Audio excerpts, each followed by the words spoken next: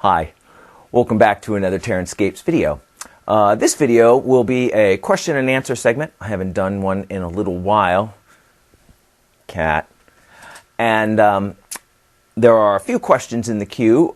If you have not seen one of these episodes before, you can submit questions to... Oh God, it's been a while since I've said this.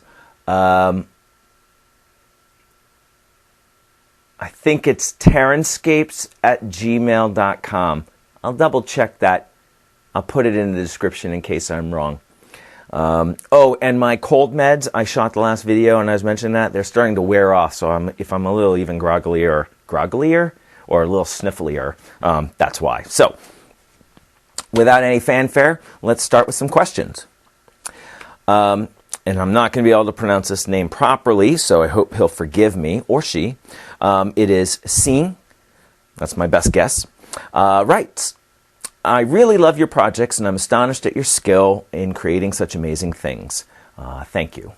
I wanted to ask, what type of foam do you use? And, still cat. EPS, which is expanded polystyrene, or XPS, which is extruded polystyrene. Also, since it's hard, since it's hard to find extruded polystyrene foam where I live, if I wanted to use EPS for the same purpose, will it be any different? Okay, so quick on foams. White beaded styrene, so that has the little puffy beads in it. That is what we call expanded polystyrene. Basically what they do is they blow all these beads into a mold, and then when they heat them, I think, all the beads expand and sort of glue to each other. So you end up with that beaded kind of airy foam. This is what, your coolers, your cheap coolers for taking tailgating or something like that are made out of. Extruded polystyrene is what we would call a closed cell styrene foam, in that there are no open, cells within it, right? It's all sort of a uniform matrix. It has a much higher density, and this is what we commonly refer to as pink foam. It's used for insulation of buildings primarily, and it can be hard to find depending on where you live. If you live in a very warm climate, not a lot of insulating going on, so it's hard to find it there. But if you want to use expanded polystyrene, the white beaded foam, it's definitely feasible. The difficulties with it are that it's much more fragile, so chips and nicks and dings will be more of a problem during its use. It's a lot messier to use because when you start to saw it, it's going to crumble, and so it's got a lot more cleanup involved, and that will be reduced, however, if you use a hot wire tool to cut it. In fact, I used some white polystyrene, white polystyrene foam on the cliff to kind of give a little buffer between the wrap and the cliff piece itself. And that I cut with a hot wire knife, and it really left a very clean edge. So if you use it with a hot wire knife, it's going to be a lot cleaner.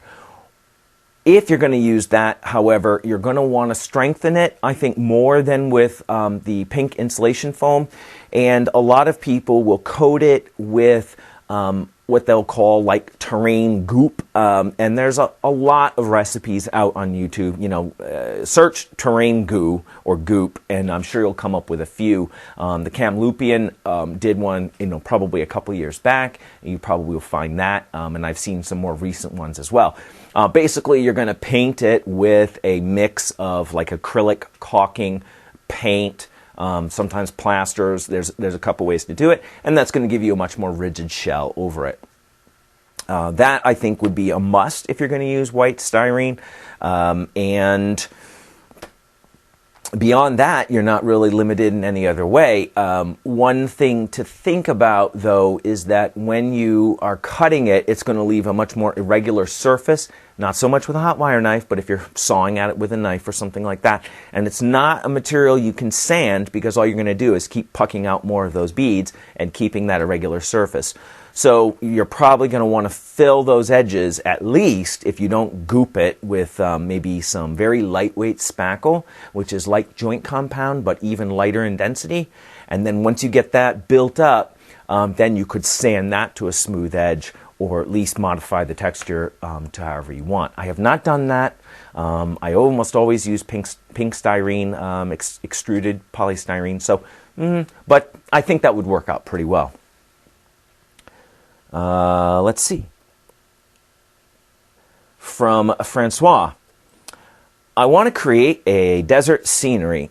I want to know, how do you carve the edges of the plateaus and scenic elements for your Martian and mesa boards?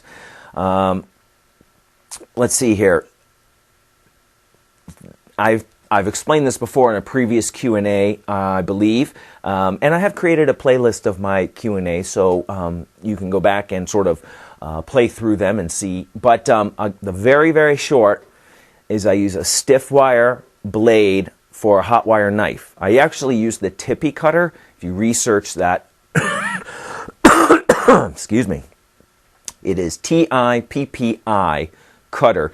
It's a small hot wire blade knife handle combo, and it comes with a stiff blade that you can shape in whatever shape you want. And I made basically a T shape, and then I'm able to use that T shape to go in and out, up and down, to carve out those textures. You can also use a the Hot Wire Foam Factory's freehand router to make a similar tool, and that allows you to get those straight vertical cuts that allow you to go in and out, rather than trying to use a hot wire knife. And certainly you can't use one of those U-shaped knives or hot wire cutters where the blade is in between fixed U-shapes, because the U-shape ends are not going to let you get into the foam.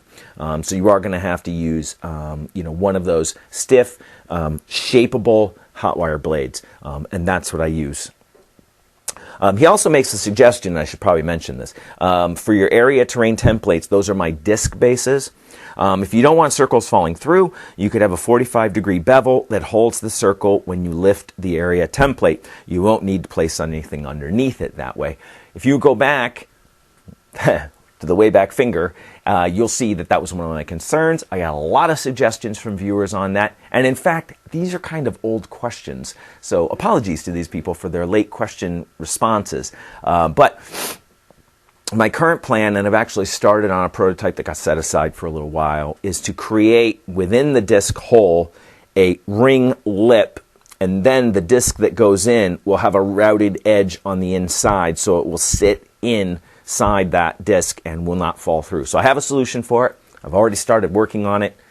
When that will appear, I can't even hazard to speculate, because I have a lot of other things to get to first. But somebody did order one in a store opening, so whenever I fill that order, it will get redone, and you'll see it then.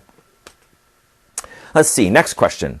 Sebastian writes, how would you go about displaying general temperate region terrain that has been scorched by flamethrowers or natural blazes? I looked through plenty of reference pictures, forest fires, but I have a hard time pointing out what texture, color scheme, and details really convey the "this has been burnt recently" feel the best, because there are so many variations in real life. Since you recently researched and experimented with lava flows, I thought you might have some input on this hot topic. Well, I have not done burnt structures or natural materials very often. And I think it depends on what you're going to try to do. If you were going to do, let's say, a fence made of balsa wood, I would burn the actual balsa wood. Burn it, and then, without leaving it quite like that, because it's going to look out of scale, then I would go in maybe with a very small wire brush or some sculpting tools and chip out some of the burnt charcoal. Scratch it, make it look more to scale with whatever scale you're doing, 15 millimeter, 28 millimeter. Once you've done that, then you could apply like a medium a matte medium to it, dilute it with a little water, and that will help hold together the charcoal bits because they will absorb that matte medium. I would expect them to get fairly strong. So you could do natural materials that way, and you'll have the right color because you burnt it. The other, for natural, like I'm trying to think, how would you do a tree? Well, if you're going to sculpt the tree base, like the stump, that the tree has been burned off, like it was blown apart and then there were burnt materials within it, you could use some of what I would, again, I would go back and burn some things, scrape them down till they look like they're in scale. Maybe get a wooden dowel, for instance, burn it, scrape it so it looks like the top of a tree trunk accurately. Then look at that, and if you're going to model the tree trunk, let's say in green stuff or super sculpey, you could model it and then have the ends be similar in texture to the actual burnt dowel, and then paint it through probably some black pigment powders, like MIG soot black or something like that. And I think that will probably give you the most realistic look, as burnt materials are very matte, and weathering powders are going to give you a nice matte finish. But I'll be honest, I have not done a lot of, here's half a farmhouse burned down. So I don't really know. You know who might be a good person to ask, though? Oh, God. Drawing a blank. Craptastic. I'm going to remember who it is, and when I edit this, I'm going to put that down here as I should have remembered. But anyway, check out his videos and maybe send him a PM, as I think this is really up his line, as he does a lot of sort of decrepit structures, a lot of World War II work, and I have a feeling he'll know blown out areas and materials much better than I would, as I just haven't had a lot of experience with it. I've just put a lot of soot in places, but I haven't actually done the texturing of the areas burned themselves, which I probably should do next time I do some GW Imperial Sector type buildings, as frequently I and others just soot it up, but what was burned? So that's a good thing to work on. Let's see. Alex writes, thanks a lot for your response. It's been a long time, Alex. I'm sorry I don't remember what that response was. Still thinking you were the best, and it's very nice of you.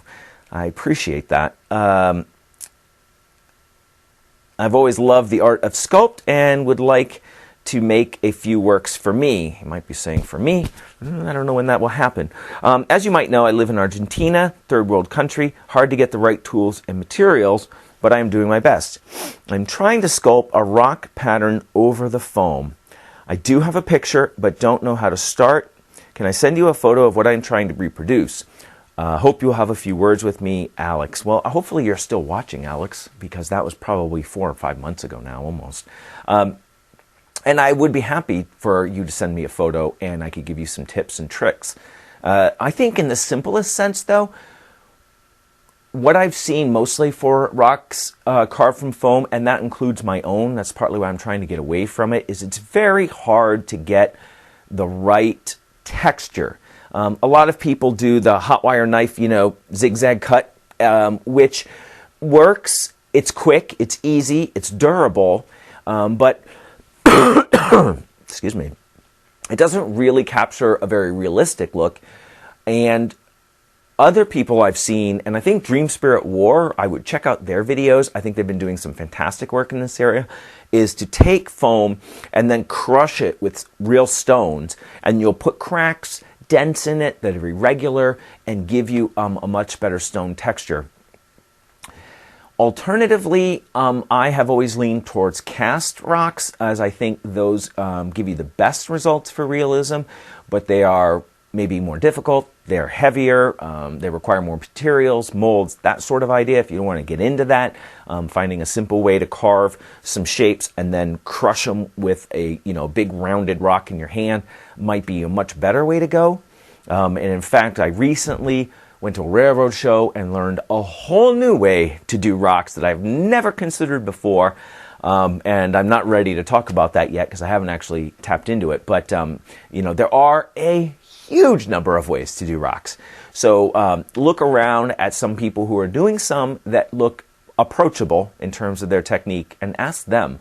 But there are some videos about crushing foam with rocks or other kinds of things like crumpled aluminum foil to get that kind of uneven texture, and a little experimenting on your own I think will yield some nice results. So you might be taking your hill, carve out a slope, make it look kind of irregular and chunky with your hot wire tool or your X-Acto blade or your utility knife.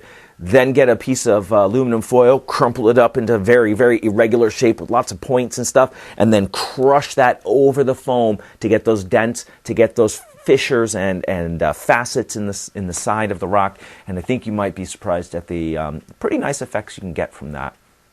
Hopefully that helps a little bit. But feel free to send me photos, and I always say that when people ask me for tips and tricks. If you want to send me a photo, I could take a look at it on Mike@TerranScapes.com. I will try to always take a quick look and see if I can shoot a hint your way. Let's see here. Last question for today.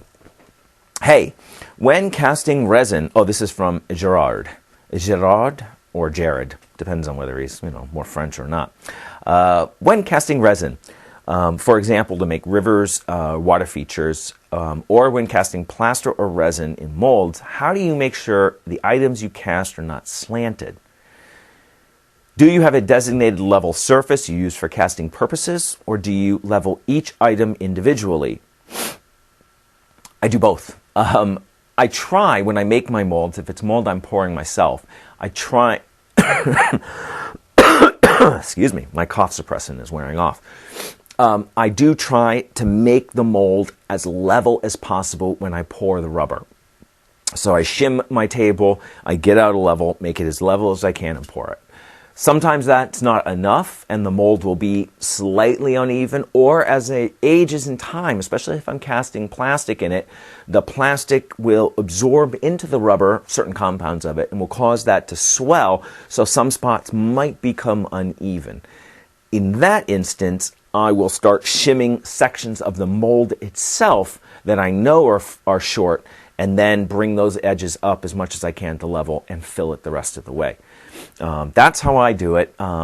For plaster, you have a little bit more flexibility in the sense that it depends on what you're casting. So if you're casting rocks, they don't have to be level. In fact, I tip my rock molds all the time when I'm casting them, so I get different sections of it cast in it, and it gives you like a huge variety of rocks out of a single mold that you can get. And if it's if you've poured it and it's not perfectly level after the fact, you can always level it a little bit and then do a little top pour of resin. It's a pain. I've done it. It's not fun, but you can kind of get it back to level that way. But really, it's about the mold process, making your mold level, and then when you're going to cast, check that your surface is level again. And sometimes I'll even check the top of the mold if it's a very large mold to make sure it's sitting flat. So try to have a good level with you. And I use a, what do they call it? It's a, it's kind of like a particle board, but it has a thin white kind of formica layer on the top and bottom, and I have like a 2x4 foot section. That's where I do all my casting, and whenever I lay that out, first thing I do, check it for level, shim it. I get some shims at the hardware store, the little, or even like shingles. They'll sell like a stack of shingles for home, siding, and I'll just take those and I use those as my shims, and I'll shim it wherever I need. In a pinch, I'll use popsicle sticks as a shim. They work as well. So hopefully, his final question is, as a person living with cats, how do you, and he says just like you, how do you make sure you don't get hairs or other particles of your cats in, wait a minute, let me try that again. How do you make sure you don't get hairs and or other particles in your cats? And I think it might mean both ways. How do I keep stuff out of the cats, and how do I keep the cats out of stuff? I don't worry about it too much. I always say there's a hair in every TerranScapes product going out. It's my personal touch that and George's personal touch, really. And as for keeping the cats safe, for the most part, they don't get around into too much stuff. Once or twice, they've gotten into some painty areas, a little paint on the tail, not too much. Sometimes I have talcum powder out, and they get a little talcum powder on them. But, you know, for the most part, dust is dust, and even if it's foam dust, it's not really any different than dirt dust. They're both inert, right? They're not going to be affected when they pass through the digestive system. I know I eat dust, foam dust from working. There's probably no way I could avoid it. So it's really not a very big hazard. And their hairs get into far more things than things get into them. So anyway, that ends question and segment and I am having a little trouble. Question and answer, segment 8. Feel free to send me more questions. Once I get 4 or 5 in the queue, I'll do another segment. Again, you can send those to TerranScapes@gmail.com. Just put in the subject line Q&A, and once I get a few of those, I'll rack them up and we'll do another segment. Stay tuned to the channel, as I mentioned before. Lots more to come out. So without trying to list them all, you'll just have to take it on faith. And hopefully you'll come back and join me for those then.